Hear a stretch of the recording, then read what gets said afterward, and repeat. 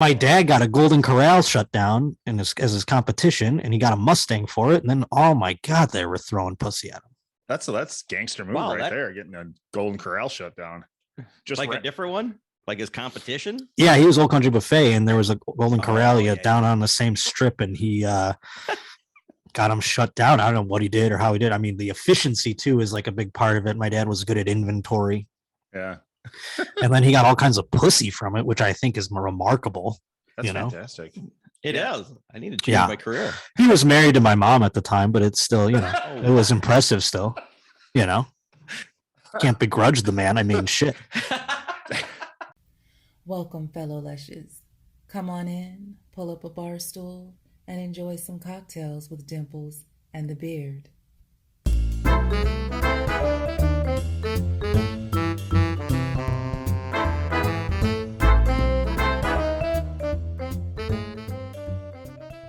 So tonight we have the king of the roaches, Papa Roach himself.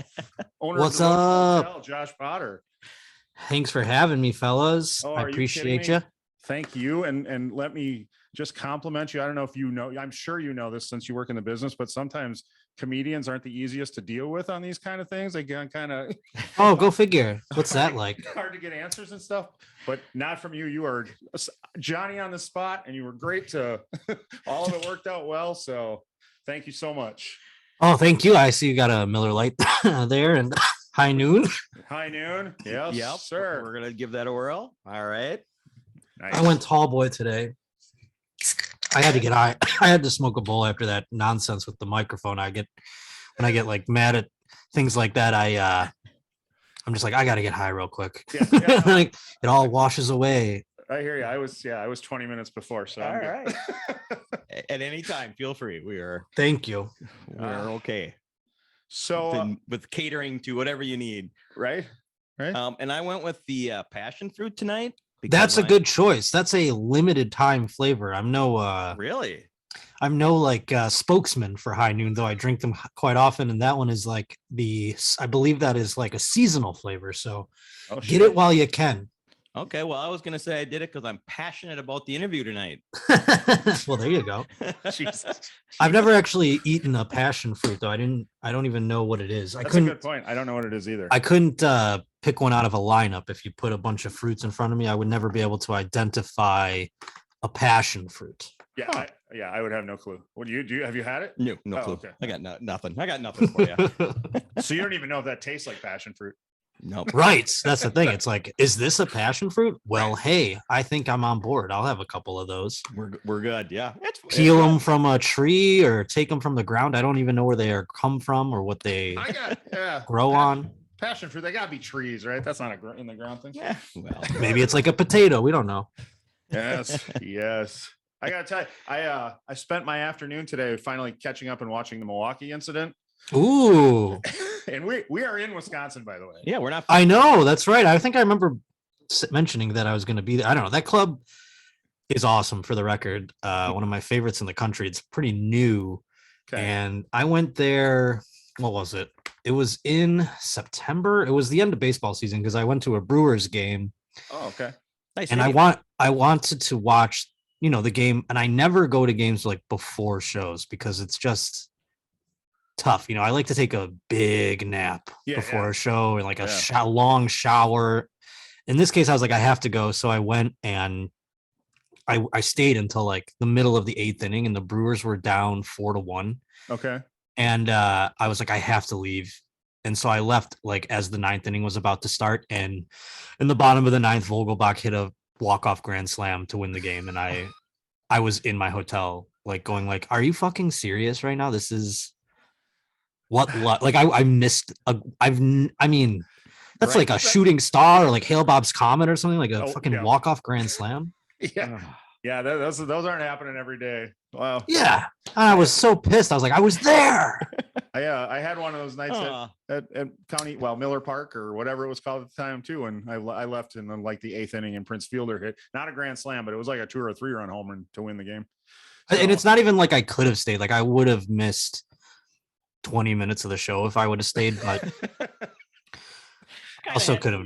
I kind of could have done. I could have gone straight there and just been all brewered out and just kind of buzzed and walked right in. But then so I did that show, and then they like wanted me to come back 3 months later. Yeah. And I was kind of I mean, that is a quick turnaround for those not in the game. Like usually you go to a club a year later or whatever, and hopefully you have some new stuff by then and all that. But 3 months is especially coming out of COVID, it was nowhere near enough time for me to have like a new hour. So I'm just like, I guess I'll take it just because I like the club and I like the people who run it and I enjoyed my time there. And maybe I'll get some people that haven't or didn't come to the first go around. So Milwaukee's a big enough city. You just kind of hope. It's just like a prayer. But then I mean, not thankfully, but then turned out that the Chiefs Bills divisional game coincided exactly at that time.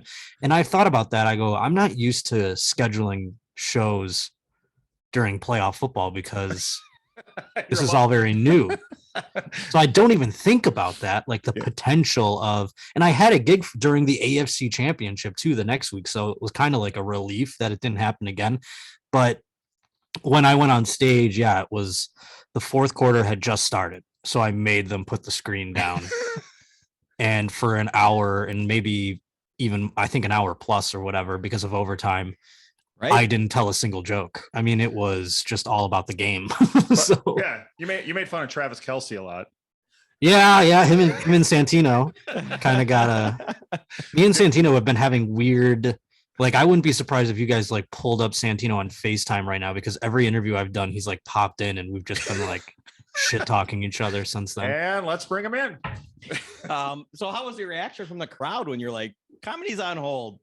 We're gonna watch. I didn't know how they were going to react, and frankly, I didn't give a shit. I mean, I wanted them to enjoy it. I tried to make it fun. I think I got them on my side, and they ended up rooting for the Bills. It was like when you watch the video, and I can't, I can go back and listen to my sets, but going back and watching that was like, I don't want to see me be wasted on stage and like also relive this fucking shit game.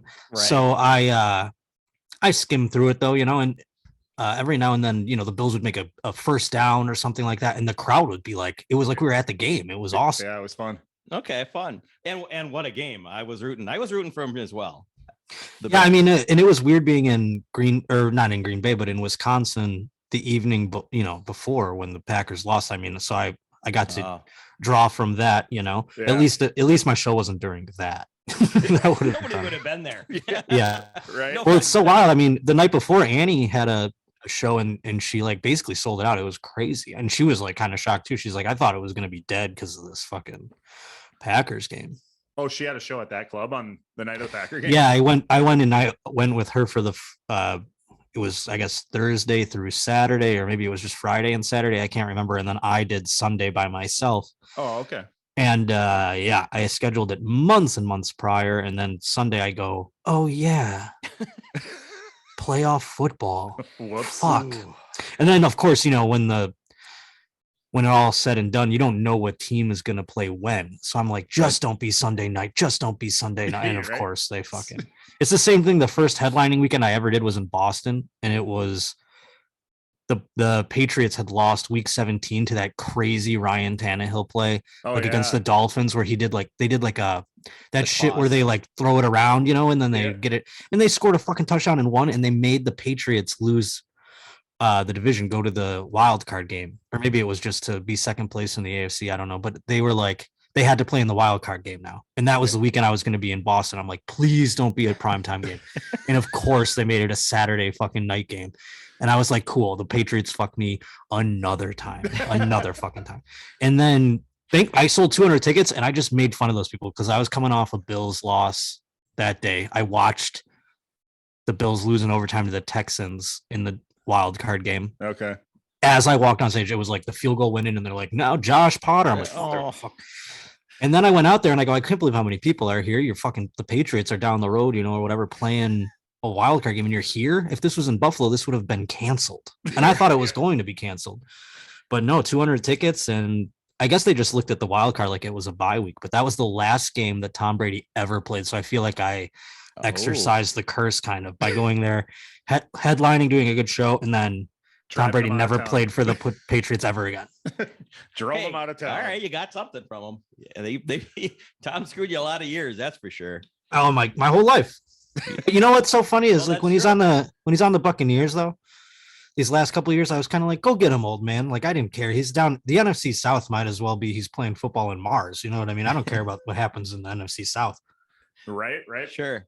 How bad would it have been to get to a Super Bowl with Buffalo and Tom Brady playing for the Bucks? Oh my God, that would have been poetic. I think I wouldn't have minded that. It's like, and the other thing that made the game that we lost against the Chiefs a little easier, not aside from the fact that I got a fun, Patreon video out of it, was the fact because I did have so much fun on stage that night. It made the loss feel less bad, but also the fact that we destroyed them the week before, like played the perfect game, maybe the most perfect game ever played, and it was against them. That was my Super Bowl, to do that and to eliminate them. So because I'm so new to all this success, that is kind of like that was my Super Bowl. Now next year I can worry, like, let's go further. You know what I mean? Sure. Okay. Well, I'm on board. I'm not a big Buffalo fan, but I rooted for them through their their 4 Super Bowls back in the day. Oh, okay. I remember rooting for him, and because I like Kelly and Emmett Thomas. I like Thurman Thomas. I thought he was Thurman Thomas. Yeah. I really, really enjoyed watching him play. So I am of the age where I don't really remember I do remember specifically watching, the Super Bowls, the Dallas ones. And I remember my grandma babysitting me while my parents were at a Super Bowl party during the Washington football team one, the Redskins one. They were still the Redskins in the 90s. Yeah. And I don't remember wide right. I was how old? I don't know, less than 4. So, okay. Well, I don't have any.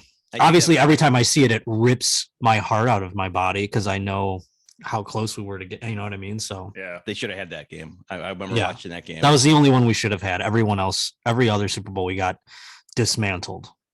So I have to correct myself. I did not root for him during the Washington game because I'm a Washington fan. So that was the one year I did not root for him. So Washington people are scattered everywhere, aren't they? Yeah. There's like Washington fans in North Carolina, and you're like, what about the Panthers?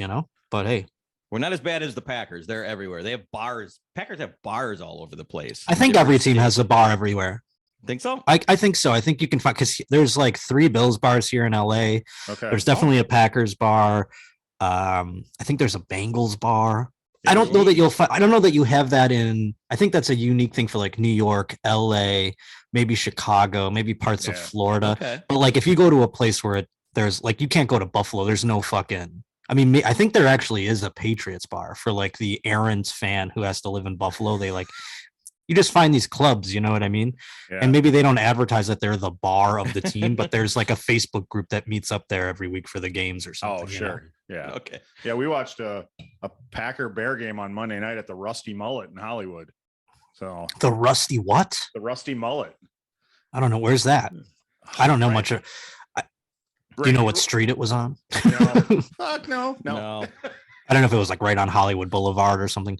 I go to a bar called Ye Rustic Inn. It's a hole in the wall, and it's one of the few that I've found here. And then after the Comedy Store closes, there's a bar that's not quite across the street, but it's down a little bit down Sunset called the Trocadero, and it's usually dead. But during the week of the Super Bowl, me and this girl went there. And I expected it to be kind of chill and dead, like it always was. Some Bengals group like rented it out or something. And we walked into this massive Bengals, but there were Bengals jerseys on the wall. Whoa. There were people from Cincinnati there. You heard their Kentucky accents, 2 people from Kentucky. And it was wild. And I told the girl, I'm like, this is a sign. And I like hammered the Bengals money line at that point. Oh. And I lost. So it wasn't a sign at all. Well, we had to grab onto something, didn't you? Maybe it was. Maybe it was a sign in the other direction. Were the people really annoying? Maybe it was a sign in the other. Kinda, yeah. That should have been it. I should have gone like, fuck that one guy. He was like, "Hey, how you doing?" I love Cincinnati, but Kentucky's right there, and they think they're Cincinnati. Yep. Okay. So big sports guy. That's great. I love talking sports. Oh yeah, no. I mean, I could talk about sports forever. Okay, somebody accused me the other day. They go, I was talking to a guy that people are like, you shouldn't hang out with that guy. He's bad news or whatever. And I go, I was just talking to him about sports. They go, oh, I thought that's how he hooked you. And I go, no, that's how I talk to like people I don't have any want to talk to. Right, I can talk to everybody about sports. Yeah, exactly. It's universal. It's it's something. If you watch football, you can kind of go, oh yeah, I know you got that receiver, you got this person, you just kind of bullshit about this or that. But yeah, I could go on and on. So I like how you guys are using boxes for your mics, just like I am. Yeah. I'm using a box too. You can't see it, but I have a giant liquid IV box here for my microphone. Well, we had them on the ground. We're like, we got to raise them up, and we just haven't done anything since. Yeah, I know. I hear you. We're a fledgling business. We don't have this is our studio, Oh, I mean, it's better than mine already. You got pictures, you got a sign. I just have a ISIS curtain and a table, and there was a guy on my comments the other day. He goes, you still haven't upgraded? I go, upgrade what? Like if I get a sign, it's going to change the show. It's like, that's the thing that's stopping me from hitting 1 million views. You know what I mean? Like, what are you talking about? The sign? I think he's missing the point of the show. It's the Roach Motel, right? Exactly. Roach Motel. And I'll tell you what, it's only going to get aesthetically worse, I think, other than, but as the show gets better. So that's the goal. Right. Well, it's been going along great. It seems like it's growing and growing. Yeah, are you about a year? We'll see. Well, it'll be a year in this studio coming up in May, but it will be a year and a half essentially. Then it was 6 months prior in your mom's house studio. So yep. And you record at the Honeydew Studios, right? Yeah. Nice. Yep, we share a studio. Well, I mean it's his studio and I put up a curtain, so you don't have Ryan's face behind me when I'm doing my podcast. Probably so that's about it. Yeah. That's all right. It's enjoyable. I love watching it. Thank you. Yeah. And you get some gorgeous ladies. Oh yeah, well, I know a few in the adult industry, and there's some comics that are very attractive. That what's her name? She kind of co-hosted with you. Is her name Megan? She's Molly. You talking about Molly? Molly, yeah. She Molly Stewart. She's fantastic. Started following her, and wow, yeah, she obviously puts a lot of effort into her body because she is in the best shape I've ever. Oh my god, it is insane. Yeah. I couldn't even imagine looking in the mirror and going like, I'm a specimen. You know what I mean? Like I can't even. I turned myself on, for fuck's sake. Yeah. So how's that work with it? You're in the studio and all that, and then like a couple weeks ago, you got called out the last minute to open up for Bert, which is fantastic. That was a fun little emergency situation. It wasn't a real emergency. It was just they needed somebody kind of last minute, so he hit me up, and I got on a plane like pretty immediately, and it was amazing. It was one of the best. I mean, there's certain gigs in this thing that make you feel like a astronaut on the moon. Only a select couple of astronauts got to walk on the moon, and I feel like I've gotten to be a part of some tours that are insane, that like not like 85% of comedians will never get a chance to even do what I did on there, let alone be what Bird is. You know what I mean? That's like otherworldly. I mean, these guys now are doing things that Carlin barely did. You know what I mean? Like they're selling more tickets than Pryor ever did on any of them. You know what I mean? Then more people are doing it. So it is crazy. And like it was the most active I've ever been on the road. That's for sure. Usually I'm sleeping all the time or whatever, but it was also the most relaxing. I mean, they make sure that the travel is like so relaxed. I mean, like usually the travel is the thing that kills me. Sure. Mm-hmm. Like sitting on a plane across the country wrecks me. I don't know why. I usually just take drugs and sleep the whole time, but then I wake up and I'm in the shape of a Z. I look like a swastika, and it's like it's rough. It fucks with your body up. And then with Bert, first class all the way. So it's like I told him when we landed, I go, I've never slept that good in a bed, let alone a plane. It was crazy. Oh yeah. And not only, you spent a lot of time opening for Segura as well. Yeah, well, excuse me. I don't know why my voice is leaving my body. Yeah, with Tom, I got to see him go from like kind of being like where I am right now to like where he is right now. So it's been an insane thing to witness. You know, I've known him for almost a decade now. It's crazy, but yeah, it's been definitely inspiring and all that.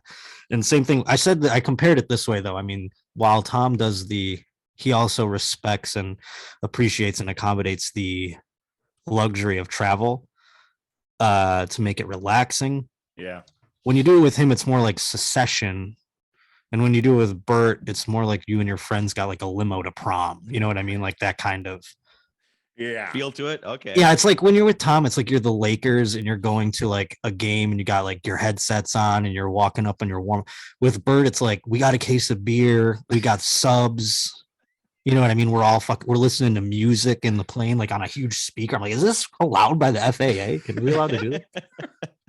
Yeah, he is. I mean, he does enough stories from inside the bus. You can see how the life that's going on in there. It looks. Insane. You know what I prided myself on was I was the last person to go to sleep. I don't know if it was just that jaunt was like they were coming off one, but like I was still going, and then everyone's like, "Well, I'm going to bed," and I'm like, "I guess I'll finish this beer and head off to bed too." You know what I mean? So I was proud of myself in that regard. But I am just drinking beer, whereas you know, I guess liquor probably fucks people up more.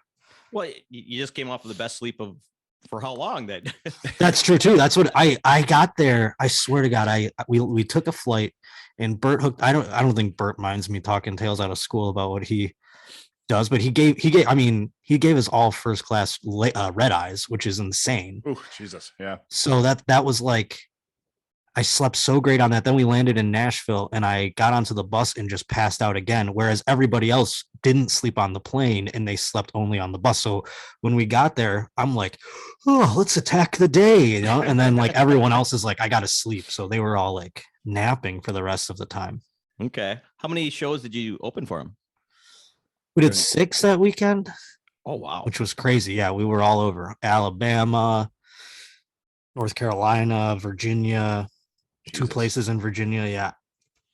Wow. Yeah. It was crazy. That's how it goes with those guys, though. I mean, sure. You are in and out of these places within hours. I mean, like, even in Europe, when I went with Tom to Europe, everyone's like, oh, what was Paris like? I'm like, I have no idea. I was there for 18 hours. And it was the nicest hotel I've ever seen in my life. Yeah. And it costs more than my rent does like 9 times over. And I was there for like I cherished every moment. I was in there for like 3 seconds. There's a complimentary bottle of red wine. And I'm like, I just have to drink this because it's here. I mean, I can't just leave it. And I'm never that way about freebies or swag. I hate that shit. And in this case, I was like, this hotel room is insane. I was like, I need to use the toilet every time I know. It was like a space toilet. It was crazy. Did you hear that? He doesn't want the freebies. Cross that shirt off. Cross it. Well, I would take them, but that red wine's probably better wine than I've ever bought in my life. Yeah. Dude, I think I took a picture of it just to like one day Google the price of it or something. I don't know anything about wine, but like this place was the type of place where like you pull a book in a bookshelf and a door opens to like a cigar lounge. You know what I'm saying? Like it was next to like Macron's house. But as far as like you know, seeing the sights, I didn't get to do any of that. Sure. But it's weird how much I fell in love with that city, like for the small amount of time that I was in it, you know? Yeah. Was that the only time you've been there? To Paris, yeah. I went to Cherbourg with my cousins back in 2008. I did a whole Europe thing, like kind of like I had lost my eye in like 2006, and then I dropped out of college in 2007. In the beginning of 2008, I went to this Europe thing with my cousins, and that's where I like had the epiphany where it's like, oh, when I get back, I have to like really dedicate myself to comedy. And I don't know what it was over there, just the party. I think it was all the weed probably that I smoked, but better you know, over there? It was well at the time. I mean, yeah, in 2008 when I was living in Buffalo and I was buying weed from a guy named Gilly who was like meeting me in a parking lot and like didn't even have a bag. He would give it to me in like a DVD case. He's like, sorry, it's just like loose weed in a DVD case. I'm like, of course the weed in Amsterdam was better. But, you know, now moving, it's so weird because when I went to Amsterdam with Tom, it was 2019. So I had lived in LA for about 2 years.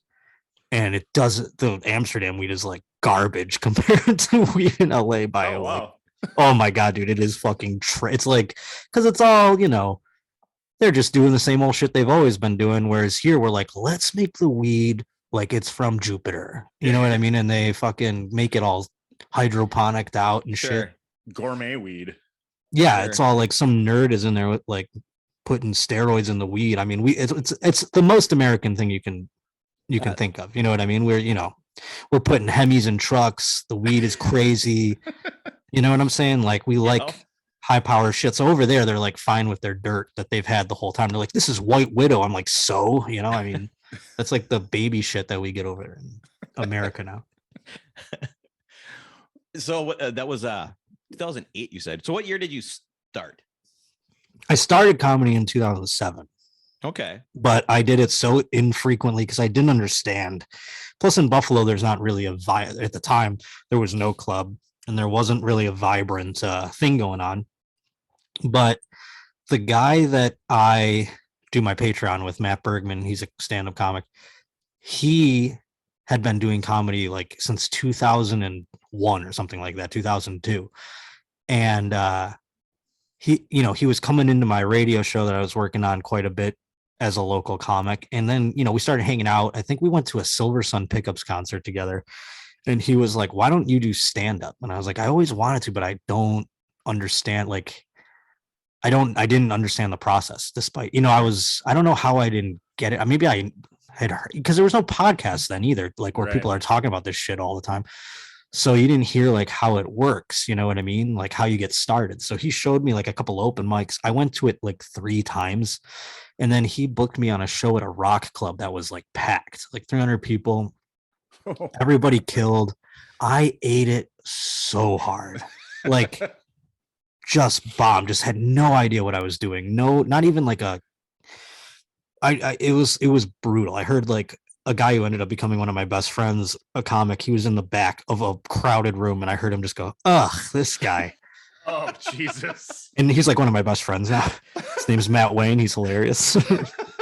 And, but it was that I knew it too. And I walked off and I walked into an alley and I puked my guts out and I just went home and I just puked forever. I was like in fucking Team America. I was just like, and I was like crying. I was like that. It just hurt so bad. And I did not get on stage again until I got back from that Europe trip. Oh, so wow. I consider my time I started was 2008, really, because that's when I started doing it as often as I could. But everybody bombs right away.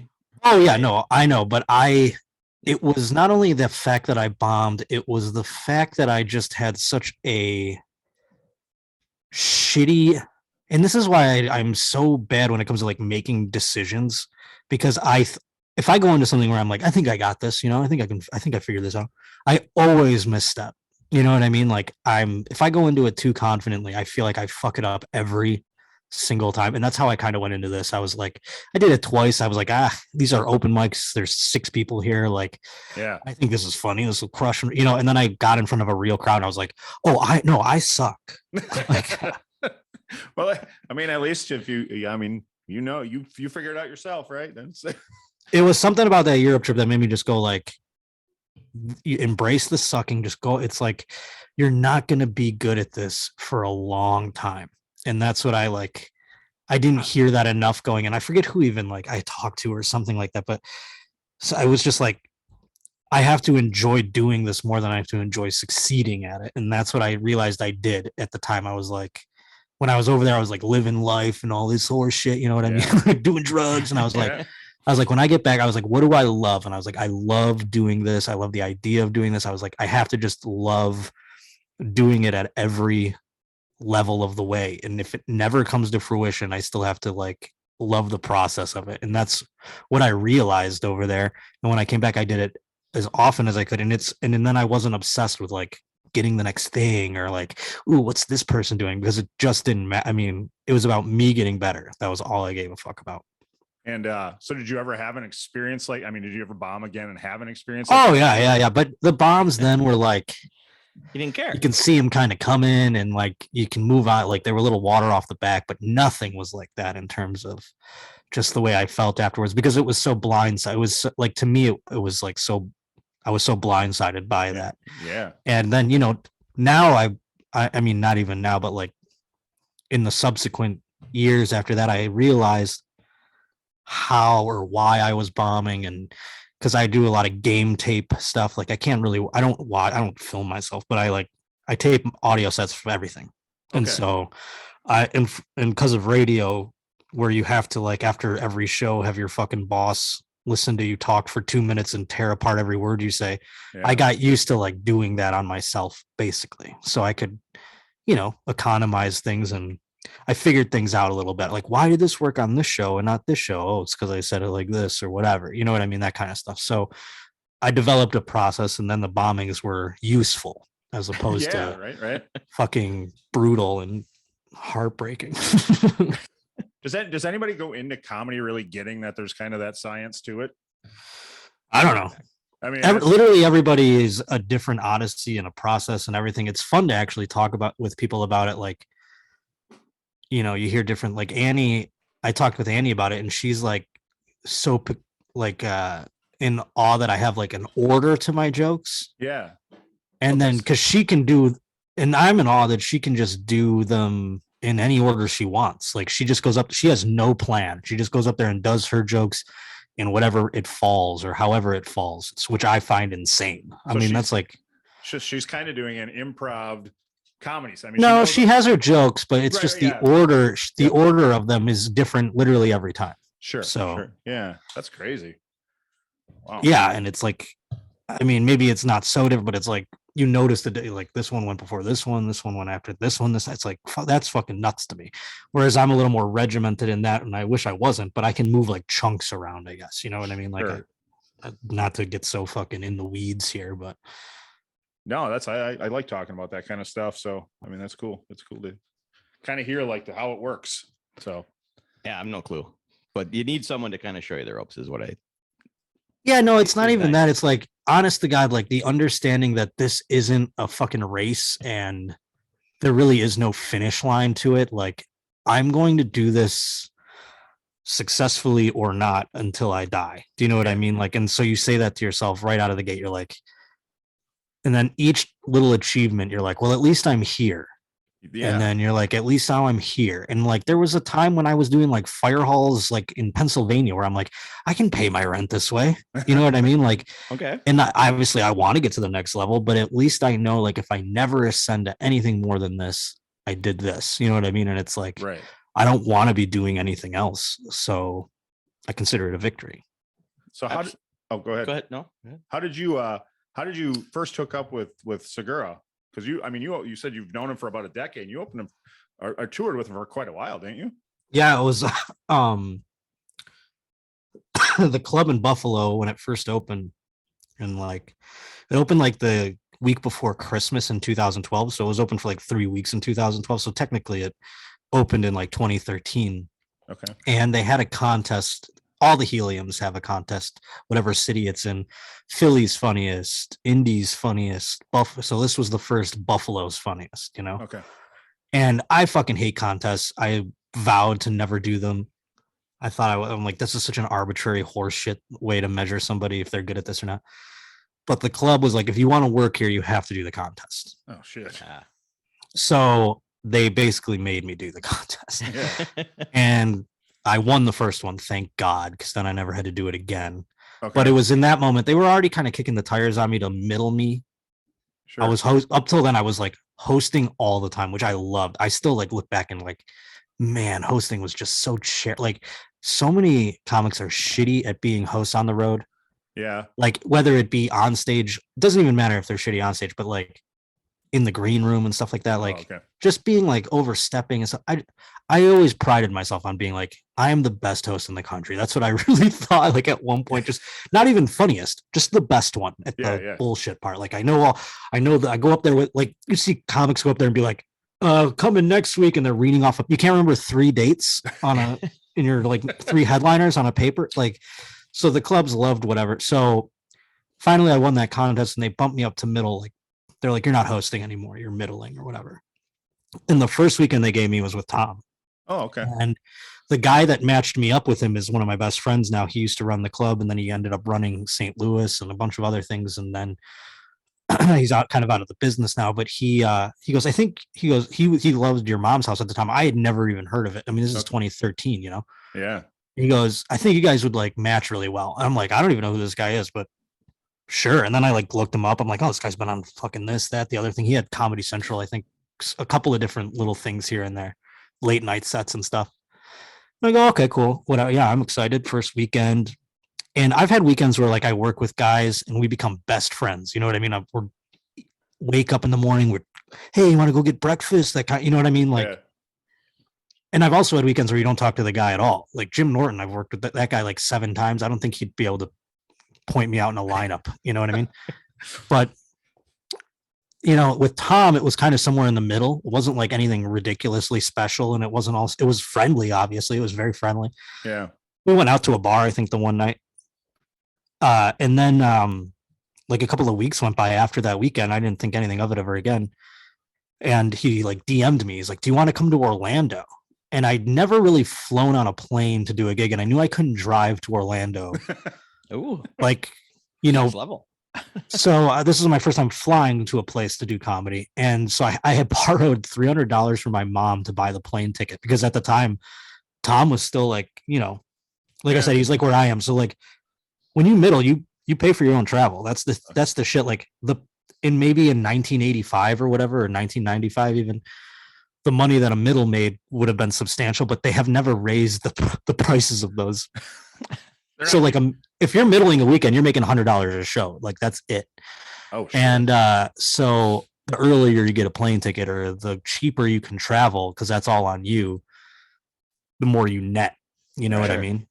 So I remember I borrowed the $300 from my mom. I didn't even care about making very much money at the time. It was just getting the gigs and getting booked again and getting enough of them where it amounted to something, you know? Yeah. And I'm glad I did, because I did that gig with him. We had fun. And then, you know, there was another one and another one, and it kept going a little bit here and there, nothing crazy. And then eventually he got to the point, I think his Netflix special came out, the first one. Sure. And he was like, you don't have to pay for your travel anymore. And I was like, whoa. And I told all my friends, I'm like, that's unheard of. Wow. Opening on the road.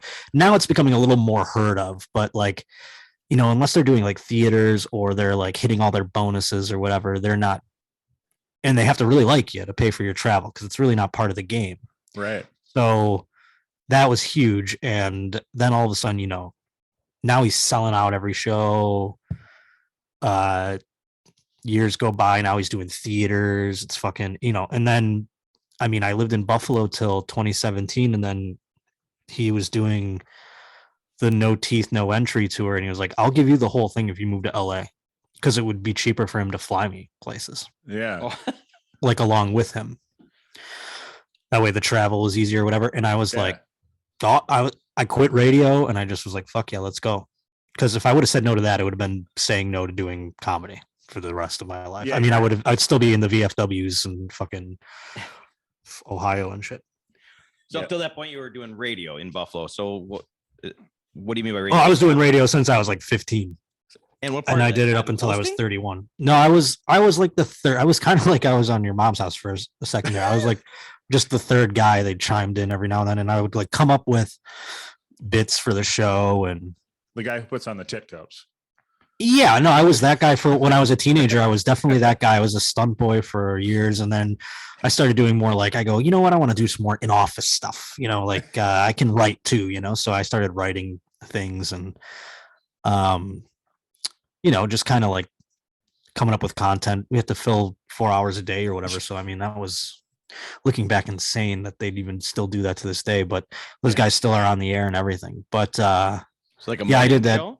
Yeah, it was a morning show on 103.3 The Edge called Shred and Reagan. I love those guys to death. They were like, I don't know what they how or what they saw in me like at 15 years old, but they hired me in high school while I was in high school, and I worked I got my guidance counselor to put all my classes to the end of the day so I could go in the morning and do the show. And I was making like no money. I was making like minimum wage, but in high school I was like, I had no overhead. I was like, this shit's the best.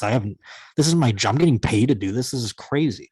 You can walk around saying I'm on the radio. Yeah, that too. Oh my God, dude, it was the best. I was getting into bars. I was getting, you know, it was awesome for sure. And that plays with the ladies in high school too, I would imagine. Well, you would be surprised it did not actually. I mean, like nobody. It's the age difference thing. Like, oh yeah, I didn't get laid till I started doing comedy because that's like live and whatever. But I also like with the radio, there was a lot of, and this is the kind of the same with podcasts. There's some psychopaths that are just like, they're like, he's talking to me, like that kind of thing. You get a lot more of that than you get like at a show. You can meet somebody and kind of get a vibe for if they're insane or not. You know what I mean? But yeah. So it's a little easier to come by. Plenty of them through the years. What's that? Insane ones? Insane ones in the, yeah. There's a mixed bag, of course, of everything, sane, insane, whatever. But any crazy road stories of I mean, no, they're fun. I'm appreciative of every one of them. It's like, I think there's one that's just been like, there was one, I'm not going to say what city, but that's okay. Milwaukee. I'll say two. There is one that I'll put on blast, but like this girl, like I felt this girl was so hot, and like it was unexpected. I did not see this coming. Like she had me like sign her breast or whatever, which that happens at shows. That doesn't mean they want to fuck you or whatever. Yeah. So I end up going, I'm like, well, I'm going to this bar, and I went down to this bar with the opener down the street, and a couple of the people from the crowd came, followed along or whatever, and she was one of them. And like I thought she was there with a guy the whole time, so I'm just talking to like both of them. I'm talking to another group of people, and like I don't know, by the end of the night I'm pretty drunk. I shotgun probably 3 beers on stage. I fucking drank afterwards. I drank at this bar, and this girl starts like making out with me, which is crazy. I'm like, oh my god. Then she's like, let's go to your hotel, and I was like borderline blackout. Like if she wasn't so hot, I probably wouldn't remember even the flashes that I have. and there's no way that was fun for her. Do you know what I mean? Like I was a nothing. I was a blob. I think I just went down on her for like 3 hours.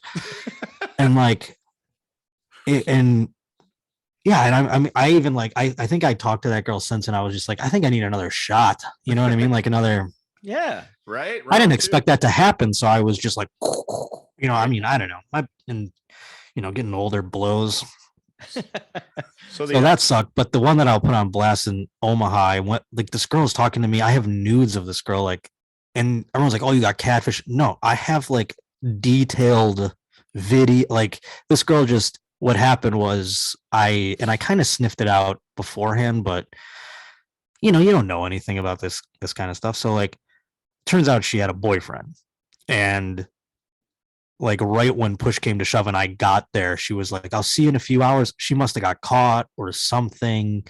And I went on stage. I was like, I hope that she's, not getting slapped around right now. But at the same time, boy, am I pissed. I was like, she was so hot. But yeah, no, I was like, no, I definitely didn't get catfish. I got extraordinarily ghosted though. You know what I mean? Yeah. Like no explanation. I wish she would have just been like, my boyfriend called me by, and then just like disappeared. But I did ask her at one point, because I kind of, like I said, I was like, I think this girl has a boyfriend. I just wanted to make sure. I'm not trying to like fuck up anybody's life, Yeah. So, or fuck around with some dude's chick. So I asked her, do you have a boyfriend? She goes, oh no, I'm not. It was like an old thing. I'm like, okay. And so push must have come to shove. And I got that gig just to go fuck that girl. And I was like so pissed, but the gig turned out to be a lot of fun. That club's great. So well, that's funny. But yeah, I'll get a gig to travel. Right. That'll work. So the comedy groupie scene is pretty good then, huh? I mean, it's like anything else, dude. My dad was a manager of an old country buffet, and he used to get pussy. I mean, if you do something with all your vim and vigor and your heart's fully in it, yeah, people find confidence in that or whatever, and then they want to fuck you, Yeah, absolutely. All right. Well, and that's why these incels need to figure out, that's what they got to figure out. They're all like, fuck women. It's like, you could get laid from whatever it is that you enjoy doing. If it's fucking Fortnite or whatever, you can get laid from that probably, Yeah, if you're passionate about it and you're confident enough about it. Yeah. That's the thing. And if you start making some money on it too, that helps. Oh yeah, that does always help. My dad got a Golden Corral shut down as his competition, and he got a Mustang for it. And then, oh my god, they were throwing pussy at him. That's gangster move there, getting a Golden Corral shut down. Just like a different one, like his competition. Yeah, he was Old Country Buffet, and there was a Golden Corral down on the same strip, and he got him shut down. I don't know what he did or how he did. I mean, the efficiency too is like a big part of it. My dad was good at inventory. Yeah. And then he got all kinds of pussy from it, which I think is remarkable. That's fantastic. It is. I need to change my career. He was married to my mom at the time, but it's still, it was impressive still, Can't begrudge the man. I mean, shit. It's not often you're getting pussy thrown your way every. I think it's impressive at Golden Corral. That's all. Yeah, what are you going to do? Turn that shit down? He's like, got to get all this OCB pussy. Oh shit. Okay. Good for him, I guess. Good for him. Big ups. Being a bachelor on the road. Yeah, a bachelor. That's a funny word to describe lonely.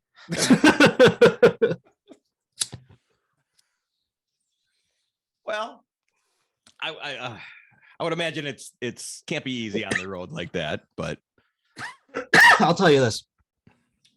The road that's what makes me appreciate the times with like Bert even more. And like with Tom, like I only had one time with Bert, but like with Annie especially, and with Tom, like I have no ego about going and opening because it's fun to go with people. And until I can afford to bring people, and I tell that to Bergman all the time. I brought Bergman to gigs, but me and Bergman, we fight like husband and wife. I mean, it is like we like bicker because we have just different, and that's what makes us great friends. But also, like at the end of the day, we both know we got each other's backs, but it also makes for good podcasting. But at the same time, I'm like, I can't spend a fucking month with you straight. I can't do it. I'd kill you. I'd fucking murder you. Oh, isn't that the truth? Why is he looking at me? I don't understand. I don't get it. Like with Tom, and when I went with Bert, it was like camping, or it was like summer school or something. Like you know what I mean? Like you go with all these guys, he's got this whole crew, and you make friends. Like his cousin Andrew and I've met him 3 or 4 times before, but we never really hung out. And now I'm like texting him all the time. He's like recommending books and shit. Like you make friends, and it's like then you go back, and it's like now I had like the melancholy for a little while of like, when you go home from a fucking camp or whatever, and you miss those people, you know what I mean? Because they're still out there rolling around, and I'm like, man, I wish I was there every time I look now. But hopefully we get back out there. I think Bert said, we'll get you back out soon, so that'll be fun. Yeah, that'll be great. It looked like you and Scuba Steve were having a good old time. Oh, that kid's the best. I love that guy.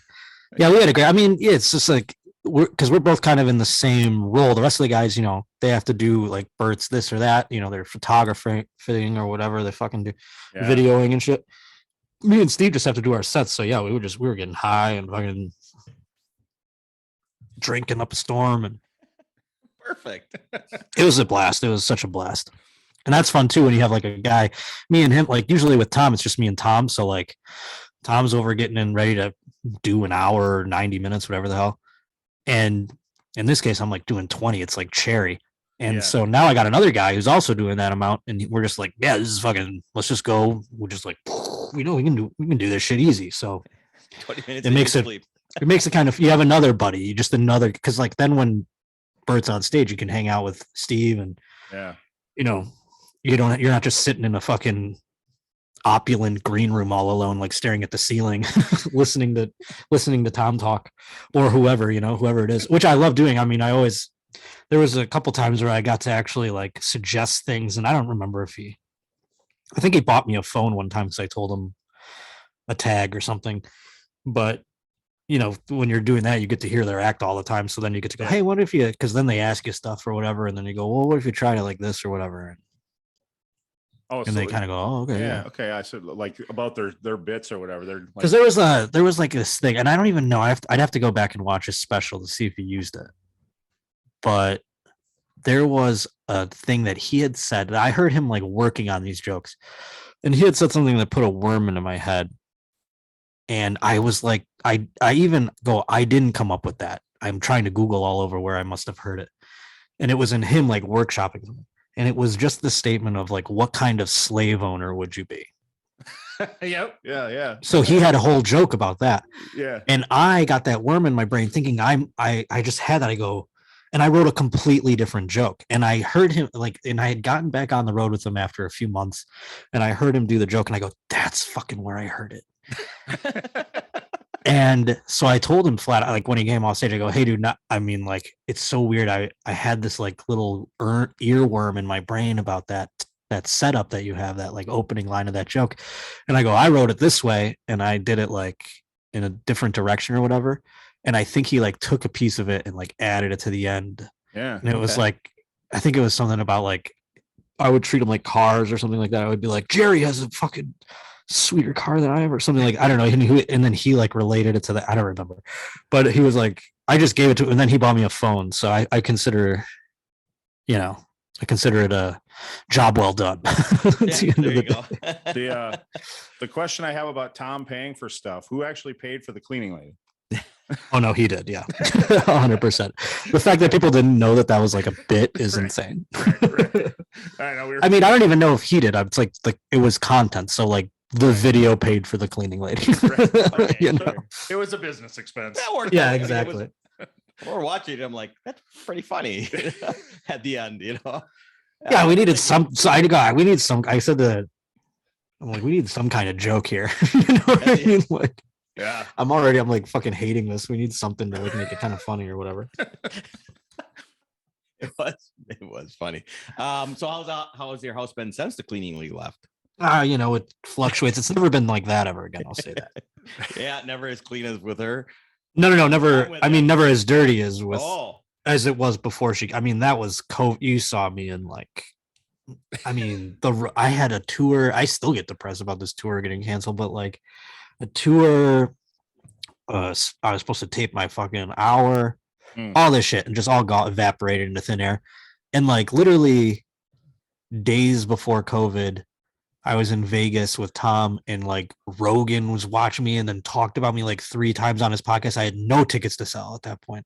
And I'm like, of course this happens when I live in a black hole. And I just drank beer and I threw them on the ground and I didn't clean anything. And I lived in a hole and I never went outside other than to like get Chipotle delivered to me from Uber Eats. And like, it was just dark. And it was like that for, I don't know, fucking, when did COVID start? March? Because like my apartment wasn't like my room, I should say, because my apartment's fine. But my room was never like clean. But it wasn't like, so like then you come home off the road after being on the road. I was on the road from like October till COVID started pretty heavily, with the exception of like 1 month where I probably had COVID. I was super sick. And so my apartment was like a bit of a mess. And then when COVID locked us in, I just went fucking just into a coma basically. And I don't even know how it happened that way. And it just became July all of a sudden, or whatever it was, June, July. And I'm like, Jesus, you know what I mean? Right. Yeah, a lot of people lost a lot. Yeah. And so, I mean, like, hey, I mean, I lost my mind. I didn't, I'm lucky I don't know anybody who died or whatever from it and all that shit. But like, I just got dark. That's all. It just got low. I mean, like, I don't have, like, I think if I lived at home, I don't know. I go 2 ways on it. If I lived at home, I would have been the end of my life, because I would have been fired from my radio job. There's no way I would be continuing that, because they cut back. I don't even know if they've all gone back to work yet. So I would have lost that job hands down. And there was no comedy happening in Buffalo. That club was closed so there's like even less than there was going on here. And like whereas I was in a position where I could also go to other places throughout the pandemic, like once in a while. But like I said, I am. And then I look at it and I go, I'm so thankful of like, I came out of it this way and I went into it the way I went into it. Because if I was still in Buffalo, I would have been destitute. You know what I mean? So I always said, I'm like, Tom saved my life basically because of COVID. Like by the time COVID rolled around, I had like established enough of a career. But at the same time, I was out here and I still don't know very many people. And my whole family was back there and all my friends and so I was on Zooms. And so it felt like I was in space. You know what I mean? It felt like I was like detached. That's why I was doing a lot of Twitch and shit, just to like connect with something, because I still hadn't started the podcast yet. So I was like spinning my wheels a lot. So I just did Twitch and like talked to people on like FaceTime, I guess. But like, again, I was in like this black hole because we couldn't even go to the studio and shit. It was like, it was weird. So how did the podcast emerge from that period? Well, I mean, we was always in the agenda to like start it. Okay. But so like, it actually probably would have started sooner if it weren't for COVID. But then, by the time October rolled around, it was like, well, we were just testing and like, I don't know, it didn't matter anymore about the fucking bullshit. So it was like, we can start it, So. And whose idea was it? Did you approach him to start a podcast or? No, I don't think, I think it was always like in his brain as the natural progression of things. Okay. Like that's what he said when he kind of brought me into it. He's like, I don't know, because I always did radio or whatever. So it was kind of just like, come up with a show. And I don't know. It was, and I don't even know that I ever did. I just I kind of wanted to just keep the show be like, my whole goal for it was to just it to be nuts and bolts, like the barest thing I could do, so that nobody's ever disappointed when it's less, like, because it can't get less than this. It's just me in a mic. Like I was like, I don't even want switching, just like one. I was just staring to one fucking camera and I'm reading off these fucking papers and that's the show. And then if there's other things, if there's a person here with me, bonus, you know what I mean? Or like if something cool happens, oh yeah, sick. But like the show is this. So it's like I wanted to get people used to that as much as possible. And it was easier with like, obviously it lended himself in a way that like I feel, it was, I knew it was like magic right away. And I'm not gonna find that with like another person immediately. It's just, that was just like magic in a bottle. And it was amazing. And I miss him a lot. But Kirsten's great and everybody who's worked on the show is fantastic. That just was lightning in a bottle. But I have had to since then be like, this is the show, so no matter who else is there. It's a great podcast. Everybody should go watch it. Well, thank you. And I forget what you asked me. Why it started or whatever. Yeah, I think it was just like Tom. It was the natural progression. Like he wanted more shows on his channel for YouTube, and he wanted one to come every day of the week, I think. And then, sure, right. So, and you had the experience of the radio, so you're natural. Yeah, they brought me in just to mix audio at first and to do bits. Like he had me on. He was like coming up with segments for me. Like the first one he said, talk about porn, talk about serial killers, and so I would come in with like some things, and then I was starting to come up with my own or whatever. And, that was the best. I mean, I really excel at doing, that's what I always did. You know what I mean? I would come into the guys I worked for, Shred and Reagan. I would come in, I'd go, I got this bit, I got this thing or whatever. And I would pick and choose my moments. Then the rest of the time, not on me. Yeah. You know what I mean? Right. And then finally it's like, now you get your own show. How it is. And I was like, dude, it's all, and it's weird. And so I'm still, it's only been in my fucking, how old am I now? 36 years old. In my almost 20 years of broadcasting, it's the first year and a half I've had to do it pretty much on my own. You know what I mean? Like in terms of like, I'm generating the content. I have the help of people who write in. I love when people send me stuff. That's the whole thing. But like, if they don't that week or whatever, if there's duds or whatever, I have to go find it, and just generating that. It was so much easier being a part of a machine, obviously, where you get to like come up with a couple of gems here and there and you're like, I'm killing it. But now when you have like your own shit, you gotta like, I gotta fill this whole fucking time by myself.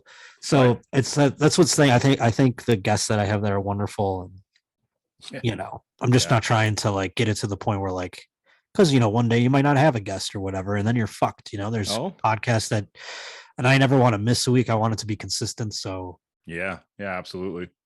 Well, I forwarded along a pretty good story for your podcast about the Green Bay meth woman who choked her lover to death and then dude, that's coming up on the Ukraine episode tomorrow. Awesome.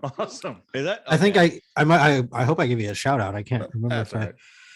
But yeah, no, that's that's crazy. That's tomorrow's episode. I remember it vividly. I think that's one of the promos will reference that maybe, but It is weird. It's gonna be weird. I mean, like I'm gonna do some goofy ass shit, and then I'm gonna have two people who live in Ukraine on the show.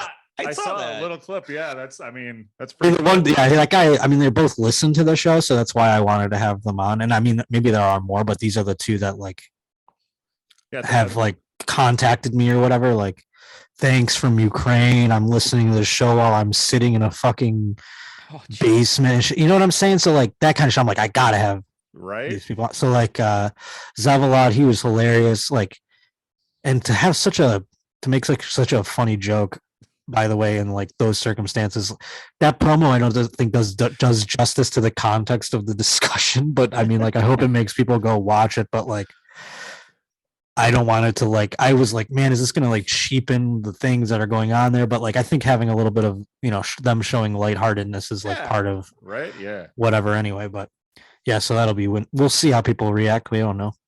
Tomorrow. You never know until it comes out, right? Yeah, never, ever. So I was just thinking, obviously from your radio days to being on Tom's show, what you could say is completely different. You were probably limited a lot more on the radio show. Yeah, but like, the thing that limited things more, I mean, I don't know. I mean, I guess here, I left the radio in 2017, but like up until about 20, I mean, I'm not going to lie to you folks. Mm-hmm. I've never once in a broadcast or any public sense said the N-word. Yeah. But I was dropping the pejorative F word on the radio in the like early 2000s, like as a character, but still like the fact that I did, you know what I mean? Like it would be like this, I'd play like a douchebag or something in a thing or like in a bit where I'd call in as like I don't even remember like specifics, but like some dildo. I'd call in just like they'd make fun of him or whatever. It's like a fake celebrity or whatever. Yeah. I use that word because I was just like I didn't know any better. Yeah. And it wasn't even an issue. Like nobody in Buffalo, I guess too, but nobody ever complained about it. Like it's not even an FCC violation. So like times were different, obviously a little bit, but it was fun to kind of dance around the curse words, Yeah. Uh-huh. But whereas like on Your Mom's House, obviously I could say whatever I want. The thing that I equate it to, though, or where I look at the difference of it and the thing that made it so special for me was like, I went from doing a local radio show that I had the aspirations of being nationally syndicated, but those guys on the show, they were perfectly successful in a top 50 market, making great money. They're not trying to get to that point. And so I realized that, I don't know, maybe 8 years into my life, or into my career, like I'm like, hey guys, we should go out. And then they're like, no, we're good. We have kids, like, I'm fucking 22 and shit. And I'm like, why don't we get this Denver gig? Like it's bigger market. Like, they're like, what are you talking about? Like, so, then leaving that and going to do being on Tom's podcast and Christina's podcast, it was like I was on a nationally syndicated show all of a sudden. Do you know what I mean? Sure. And I was like, see, I can do this and shine. And now it feels like I have like a small, like maybe like an AM radio version of that. You know what I mean? Like I'm George Norrie at night, like 12, which is awesome. Like I'm living my dream in terms of that. But I have to figure out how to like do it. I wish I could do it more immediately. And that's something that I wish I could turn it around quicker and do it more immediately. And, I wish it was like, it could be live sometimes. And then it stays up or whatever, people can watch at their leisure, but I don't know. I have to figure all that out, but I miss radio for that reason. Pretty much the live without a net. It's just happening. Yeah. Well, it's like that and the passive audience, like the people who would call in out of nowhere, you know what I mean? Like they wouldn't even know what they're listening to. They would just be they'd scrolling around the dial and they're like, what the fuck did I just hear? And they call in or whatever, whether that be good or bad. It was so fun. Like this is like people have to deliberately want to listen to your podcast, and that's something I have to learn how to work within as well. I mean, with like an Instagram following that you have or a social media following that you have, couldn't you if you wanted that live aspect, like if you're recording every Tuesday at noon, like you could put something out there and say, hey, I'm going to be recording for the next 2 hours, calling live or whatever. Yeah, I just wish it was I don't know. It's just different these days. I mean, and we try to do it with like, having the voicemails for Drew and stuff like that. We tried to do live calls, I think, at one point, and it's just different. People consume these things different than it's still deliberate callers. There's nobody who's stumbling upon this and calling in and going like, what on earth am I listening? You know what I mean? Like, yeah, it's just something it's just that kind of thing will never happen again. And I'm fine with that. I just have to learn how to be now in this sense. And I'm figuring that out. I'm still new. I'm still like just as new as anybody at figuring that part of it out, How is your stand-up crowd changed with the podcast? Oh, I mean, people are coming to the shows. I mean, I never headlined in my life until podcasts. Like I mean, I was a middle and I would headline local or just some fucking gig that's in a hotel or something where it's like an established, like the audience is like coming out for the comedy night. It doesn't matter who the fuck but now people are coming to see me. So that's all the difference in the world. And that's like, you just hope that you can keep that going. You know what I mean? Cause that's like the best, that's the whole thing. It's the golden ticket. You know what I mean? Yeah. No matter even, I don't care if it's 50 people or if it's fucking 5,000 people. I mean, that's the whole thing. Yeah. Although there's some other people that are like, oh, I got to get on TV. I got to get this. It's like, if you can get 100 people to buy tickets for you in a city, then that's it. You did it. Are you still doing shoulder hair cameos? No, dude. I was out where was I at the Comedy Store? I think, and there was one of the reps from Cameo. Like, no, and I had to like be like, oh yeah, I can't do it anymore. I'm sorry. I gave it up. I couldn't. It was soul sucking. So as you're doing that, were you getting any like other strange requests? Like, or was it, I mean, No, it was everyone got the joke. That's the thing. I started feeling bad too. Cause like I would hate doing them. And I'm like, these people just are cool or whatever. They just want like some funny thing to give to their fucking boyfriend or their husband or their wife or whatever for their birthday or some shit. And I just loathed doing it after a while. Like, it wasn't that it just like, it felt like homework. It was like, doing a joke a couple of times is fun, whatever, it lives, it exists. But then like doing that kind of gag, especially when I didn't have like open mics or anything else, I'm like, this is my open mics now. I'm just doing the same bit over and over again where it's like, I mean, I did it thousands of times. It was holy shit. Yeah, dude, it got to be like overwhelming to the point where I just felt like I was like setting my alarm so I could do one like 10 minutes before it expired. Like I was getting really like overwhelmed by it. And I was thankful for it though at the same time. I mean, I was making a bunch of money during the quarantine from it, but I go, I don't want this to be my life. Mommy, what's dad's job? I go, God, I got to get back on the fucking road. And even Twitch, like Twitch was my savior during quarantine. Like it helped me just talk and whatever. And, it was fun to have like a community during all of that. But even that, since the road has come back and some shows have come back, I'm like, I'm not right now. I'll get back on it again. Like when I have a better setup and shit, I'll make it good and do it like deliberately, as opposed to like when I was just streaming for 12 hours just because I was losing my mind. You know what I mean?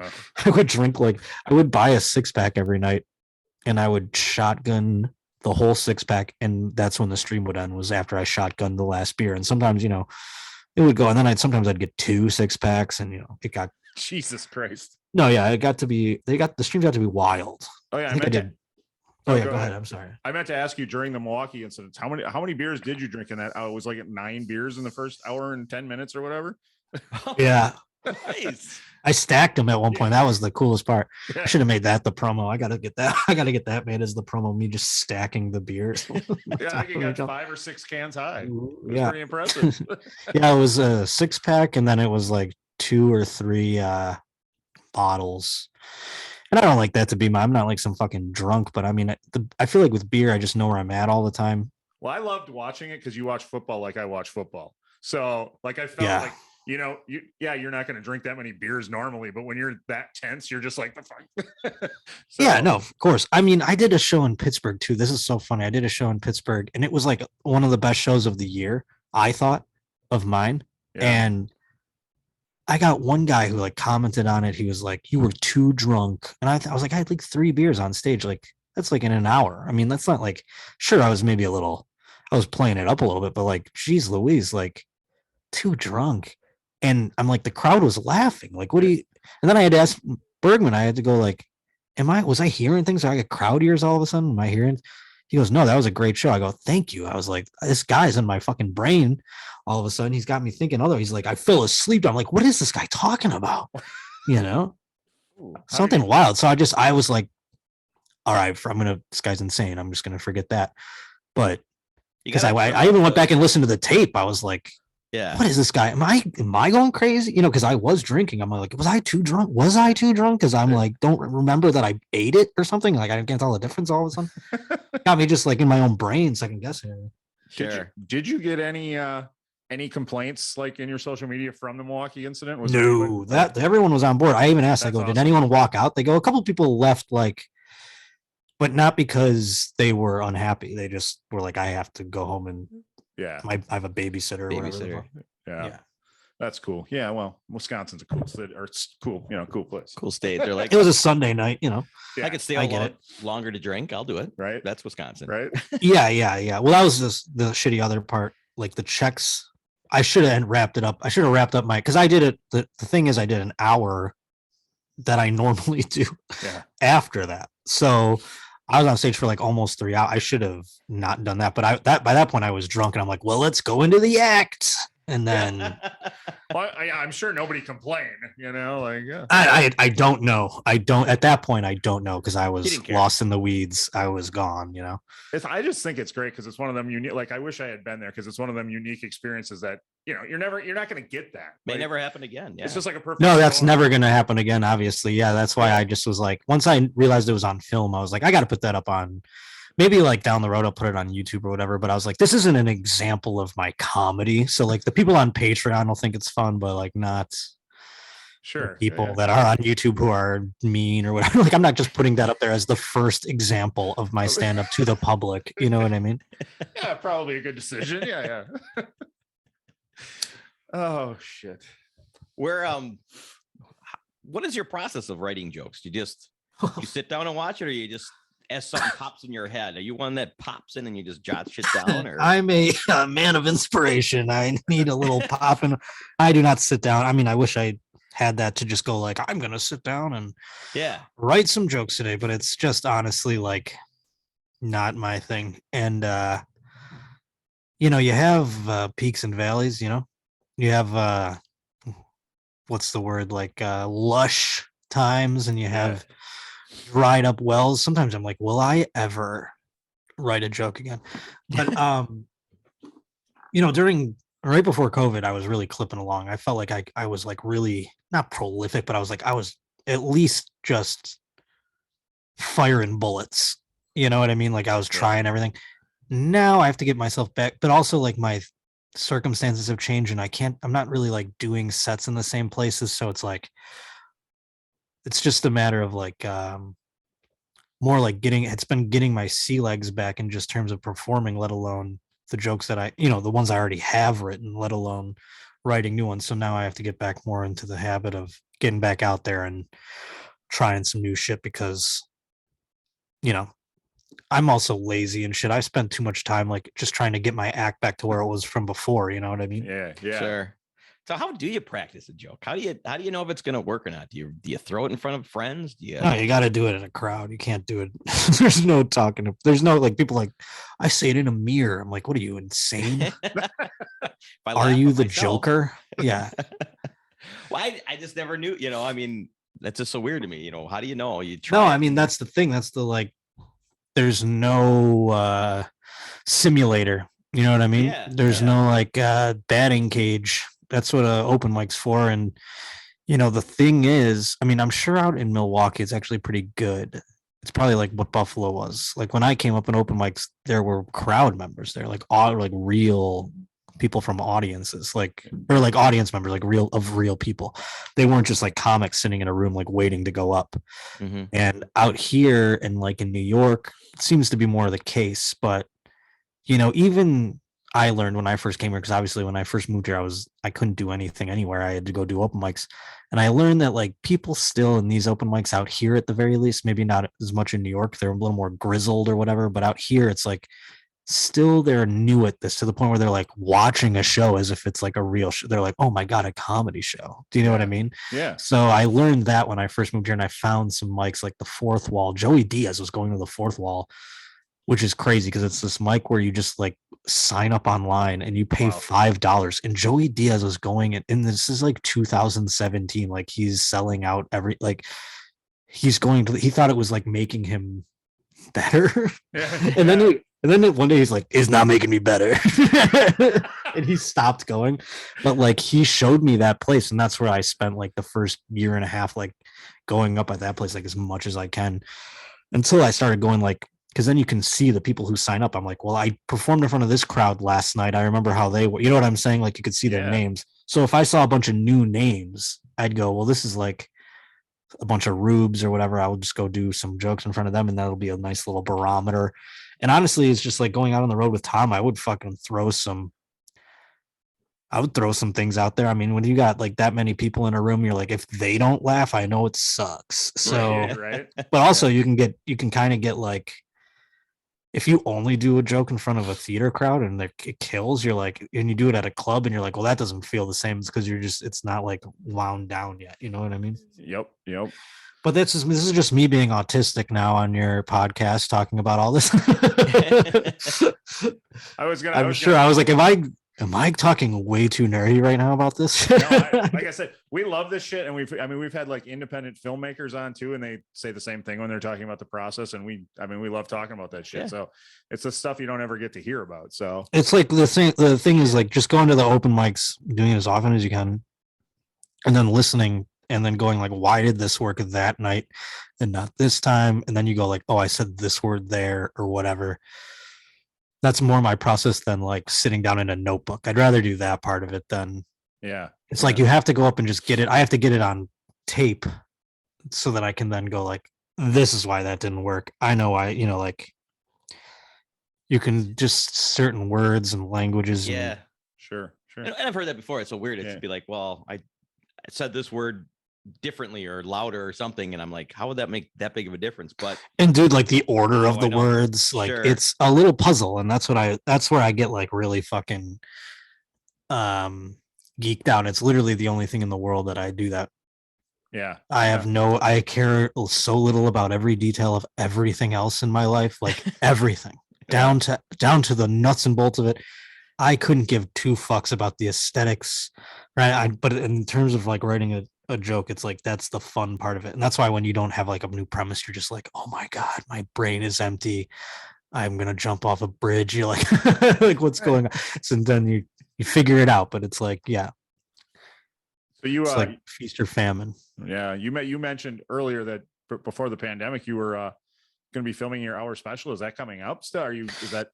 I haven't heard anything. It's just might be gone, but I might, I still have the hour. So it's like I'll film it eventually. Yeah. And there was just a couple of things, a couple of details that still are punting it down the road a little bit, but it's still, I've never been, in a rush.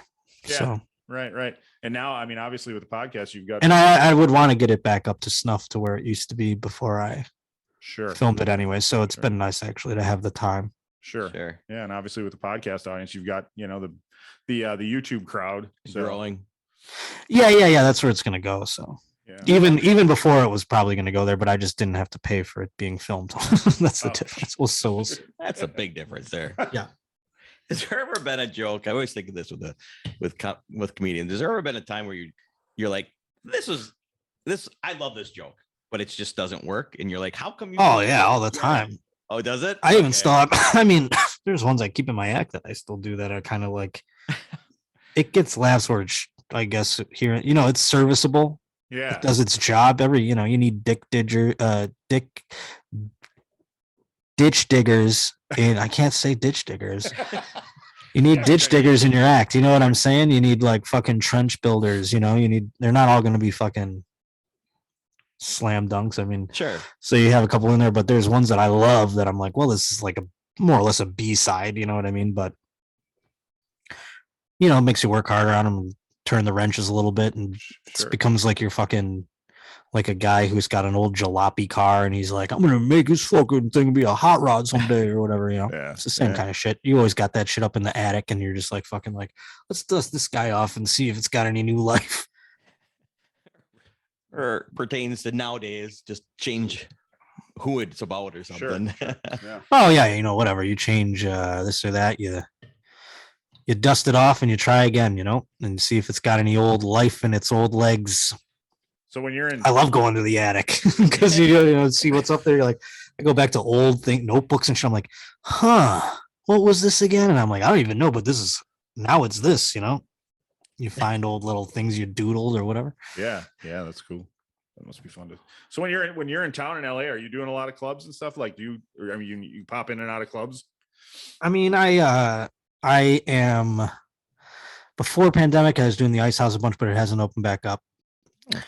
And, I'm just starting to get some sets at the store, which I love. And I've just been hanging out there really. And so I really don't do much while I'm in town, but thankfully I'm not in town very often. Sure. So that's the trade-off. You know what I mean? Yeah. There will be like a couple of weeks here and there where I'm here, and I'll get some sets. Like, people are nice enough to give you sets, but it's nothing like, they're at a bar, they're at a market, they're at like a you know what I'm saying? Like, that sounds weird, but like in LA, it's not weird. There's these outdoor markets where they have like beautiful setups and like the stage looks nuts. Like you're on a roof or some shit. Jeez. Like there's tons of shit like that, but it's like, and those are all good to do, but it's a little bit like chasing my tail at the moment. I'm just trying to concentrate on getting the clubs to pass me through. And yeah.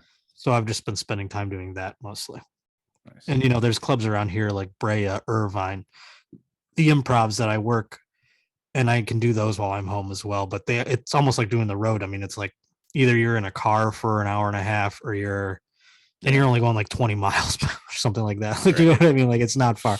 Or you're in a train. Like, I take the train and that takes like an hour or two, but the train makes you feel like I'm on the road right now. I even pack like a bag and shit, and I'm like, I'm just going home later. But you never know, you might get stuck in town. But yeah, so those I do in LA, but I don't feel like I don't even I mean, I count them as clubs, but I don't even count them as LA. So I guess I do the clubs in LA. Sure. If you include those. Sure. Awesome. Have you ever played that game, Never Have I Ever? Mm-hmm. You ever get one of them super embarrassing questions where you don't want to pick up the drink? Like, I don't know, like I shit my pants at work? Yes and yes. That's why I prefer to play the game Who Said True? What is Who Said True? It's a free, friendly game that you play on your phone, laptop, iPad, anywhere, with anybody. I play with my friends all the time. I've never played. Like I said, I play with my friends. So anyways, you punch it into your phone. I'm already there. That was easy. Right? I, myself, prefer the deck WTF.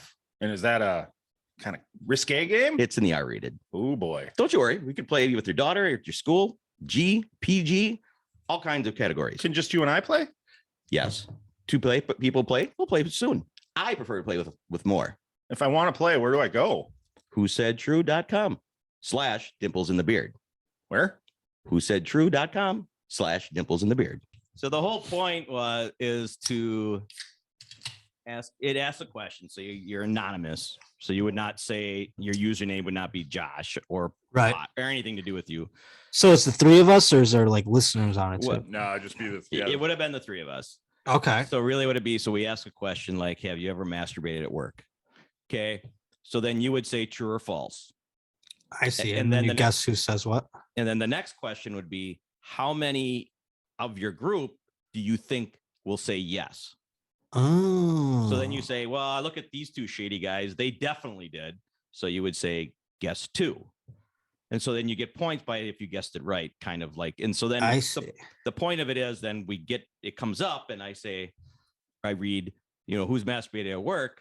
And it says, let's say only one said yes. So then now it's, okay, which one of us masturbated at work? Yeah. And it kind of starts the conversation. I get you. Well, you can just ask me the question anyway, and I probably. I mean, I'm an open book. I don't need to lie to the people and be like, "Oh, I'm hiding it."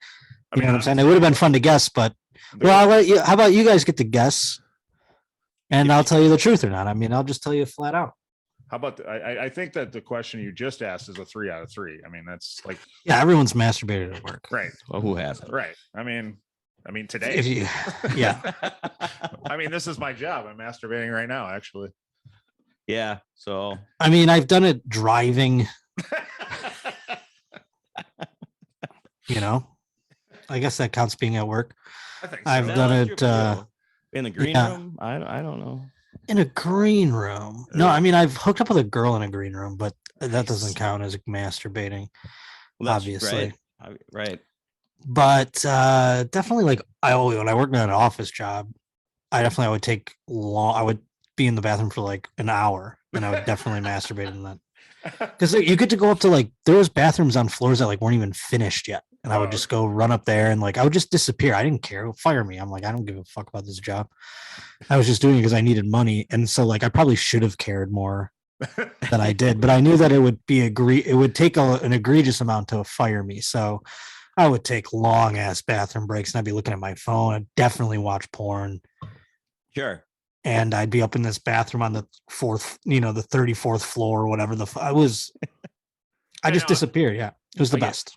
I get text from this guy when he's taking a shit at work watching porn. Hey, I'm taking a shit watching porn. Getting paid. Hell yeah. Yeah. That's the best part. You're like, oh, I'm getting paid right now. And if they ever came after me, I already had one in my pocket. I'd go, I have IBS. You're going to come after me for my IBS? And then like, I didn't have a doctor, so they would have let me get a doctor day to go find out if I have IBS. And I would have just talked the doctor into thinking I had something like that. I'd be like, I just can't stop shitting. And then they'd be like, you need more fiber, but I'll write you a note. And I'd be like, thank you.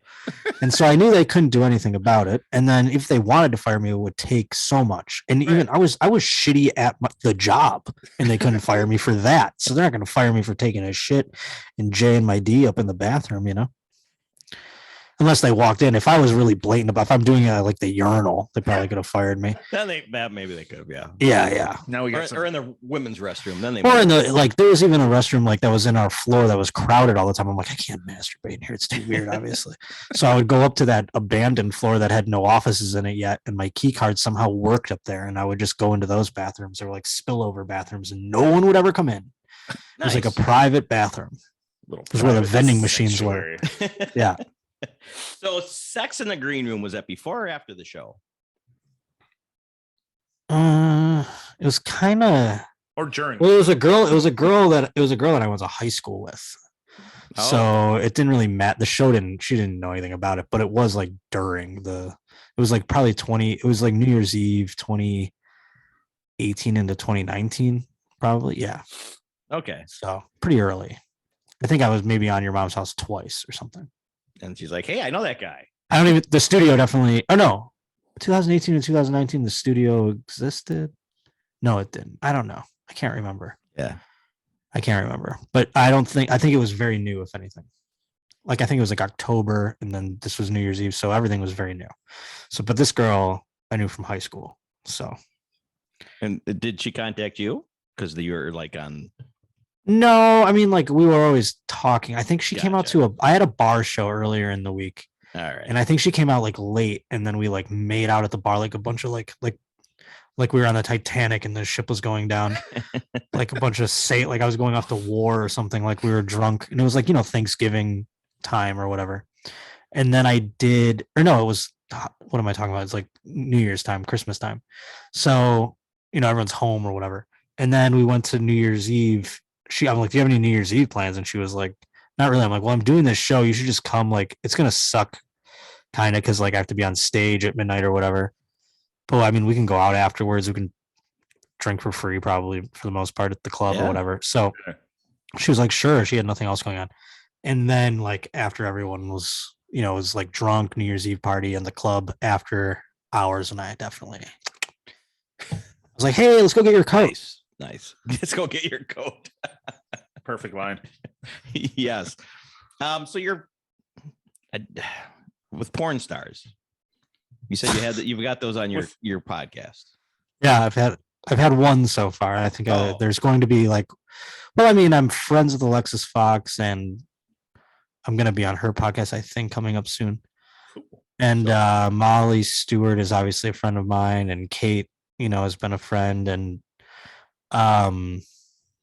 there's others, obviously. I think Carter Cruz is probably. I'm going to ask her to come on my podcast because we've been chit chatting. So I think she would do it. Yeah, but I don't know. I mean, like. So how'd you get hooked up in the? I don't know. Watching porn, but I do not know. It just somehow I owe a lot to a guy named Asian Joe. That's what he calls himself. He is a fan of the podcast, and he like bridged the gap between just like when we were doing the COVID thing. I don't know if anyone remember. I think they got it taken. It got taken down on YouTube. I don't even know if it exists anymore. But we did like the COVID special of Your Mom's House, where like Alexis Fox played a doctor. And we made it out to be like she was like a doctor and she was coming out. So they like it was like early, we were like, why did this get taken down? It was like misinformation. You know what I mean? It was like it's an obvious bit. Right. You know what I mean? Like, but yeah, I think it got taken down forever. And I became friends with her, but I knew Kate from like a lot of. It's so weird out here because Alexis Fox used to have a show out here actually too that I did one time. Back in 2018, and like Sylvia Sage was there, and it was like a comedy meets like porn show. I don't know. It was, and some of the comedians or some of the porn stars were trying to do comedy or whatever. And that's how I met Kate and some of the other ones. So, okay. Were any of them actually any good at comedy? Sylvia Sage is pretty funny. She's doing it more and more. I mean, I don't know. It's like they're also like not. It's just like, I mean. If I was like, yeah, I fuck, I mean, they're going to be like, no, you don't. This guy doesn't get on stage very often. That's what they're going to think if they saw me fuck, you know what I mean? So it's the same thing, they're just, they're not getting up, they're not getting up as often. Right. And that's you ever okay. Visit a porn set? I always thought it'd be fun to visit. No, I don't care enough to do that.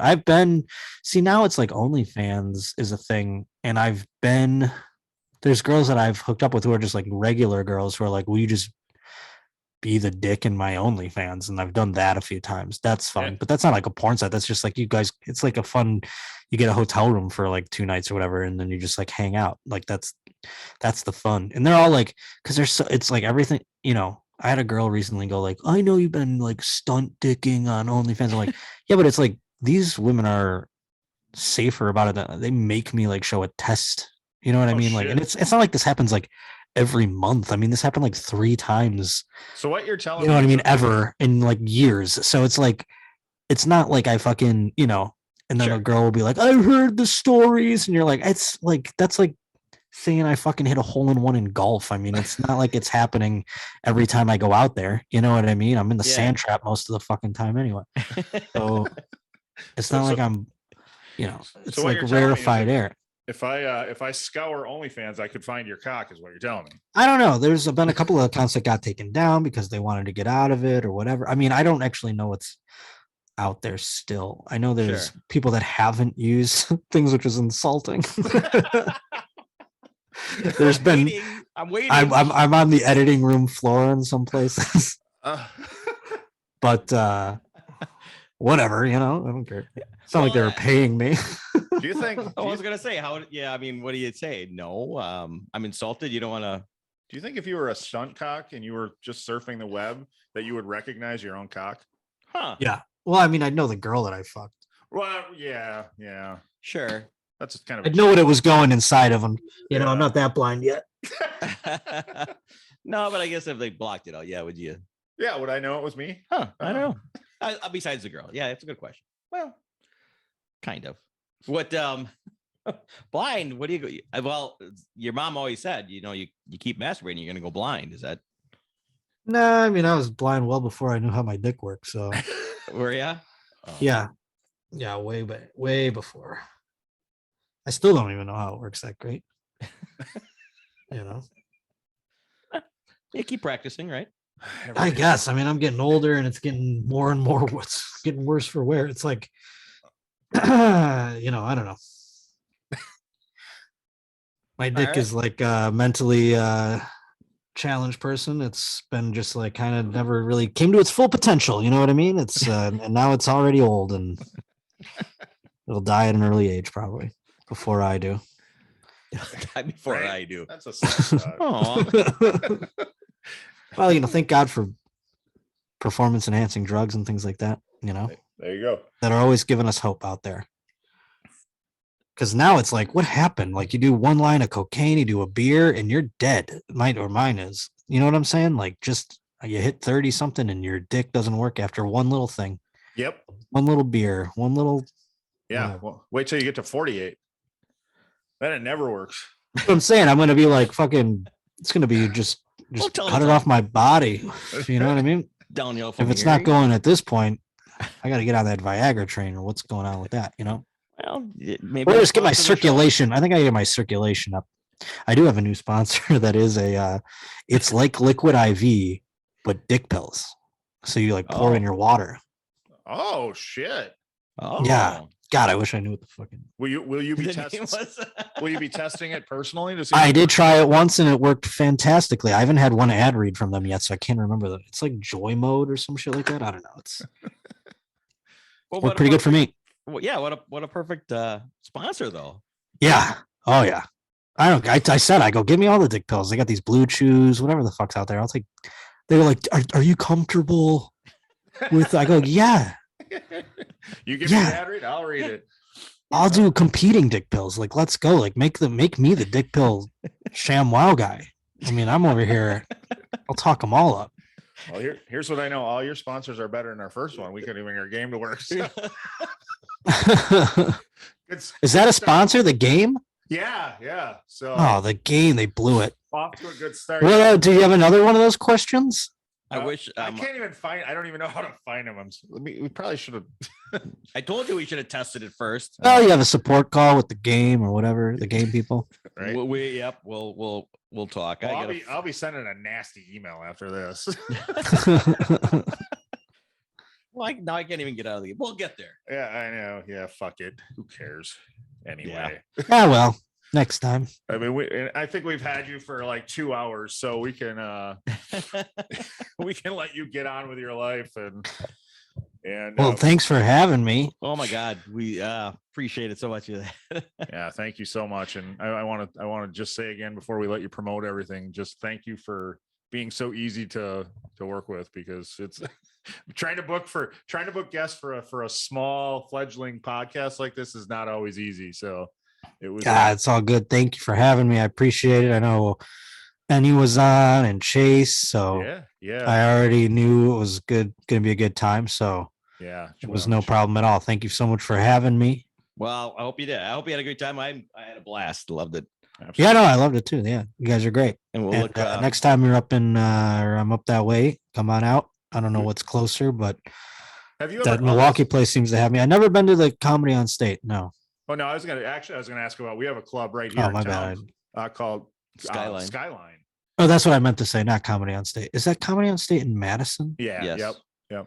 And then you have Skyline, which is where? In Appleton. Yeah. Haven't been to either, but I was in Appleton with Tom. I bought a corncob pipe across the street from that arena there. You did the PAC, didn't you? Or whatever that was. Yeah, the Performing Arts Center. Yep. Yeah, I remember. Oh, okay. Yep.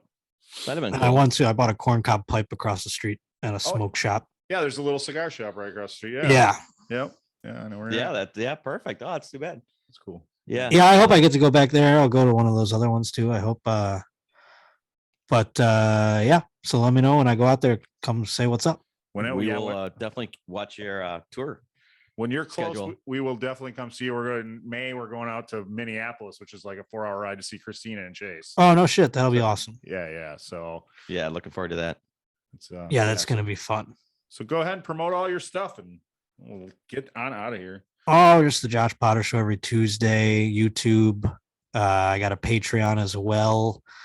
It's just $5 a month, and it's me and my buddy Matt Bergman, who we fight like cats and dogs. Sometimes we have different philosophies on literally everything in life. But he's one of my best friends, and the reason I'm doing comedy. So he's a funny guy, and we do that once a week, sometimes twice a week. So it's just $5 to sign up for that. And like I said, the YouTube thing is free. It's on iTunes. It's on all the other stuff. It's every Tuesday. And follow me on Instagram, Twitter, that whole thing. That's about it. You got any dates coming up right soon? Just Portland coming up Friday. That's it for now. I'm gonna have a bunch coming out I'm gonna go on the road with Tom and with Annie a little bit, and then I'm gonna have some coming out for the summertime. So sweet. Well, if you're in Wisconsin, we're gonna come check you out. Absolutely, awesome. Or close. We'll find it. Yeah, we'll find you. Thank you. All right, thanks a lot, Josh. Thank you so much. Thank you, Josh. guys. Have a great rest of your night. All right. Yeah, you as well. Absolutely. Thanks for having me. Thank you for listening. The tavern is closed for now, but we'd love to have you back for more fun next time. Seriously, though, get your asses out of here.